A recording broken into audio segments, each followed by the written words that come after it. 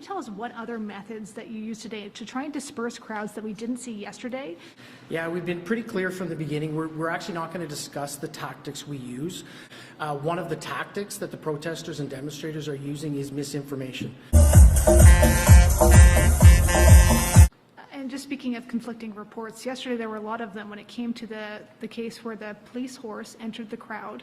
What I can indicate is there was 2 members of the protesters who did collide with the horses. They fell down. They immediately got back up and started to again engage in their protest and demonstration activity. Sorry, but was a bike actually thrown at a horse? Because there are images online that perhaps it was someone else's electronic wheelchair. Oh my God! What the hell is that? So we'll have to get more specific information on that for you, and I'll be able to provide more in coming days. I'm wondering what your message is to protesters and Canadians more broadly who might be upset and angry with images being published of police hitting protesters with batons and other types of force.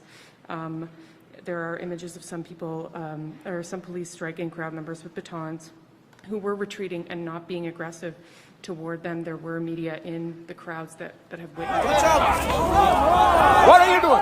What are you doing? What are you doing? What are you doing? Hold him! No, stop it! Stop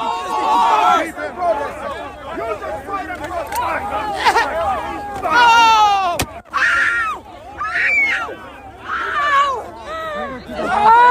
Hey, someone got shot in the head! What you would say to those who may be concerned by that? As I indicated earlier, we will have the opportunity to review all of those files. There are complaint mechanisms for people to enter into if they feel that there is excessive use of force by members of our police service. What I will also say is we have been here for 3 weeks. If the protesters at this point, retreat and go home, are they going to be getting sort of repercussions down the road? Or are you going to be sort of actively pursuing the people that you've been sort of documenting and filming who are still out there protesting? What are your plans after this, after the protest is over? Thank you. It's a great question. And the simple answer is yes. If you are involved in this protest, we will actively look to identify you and follow up with financial sanctions and criminal charges. Absolutely. This investigation will go on for months to come. It has many, many different streams, both from a federal financial level, from a provincial licensing level, from a criminal code level, from a municipal breach of court order, breach of court injunction level. It will be a complicated and time-consuming investigation that will go on for a period of time.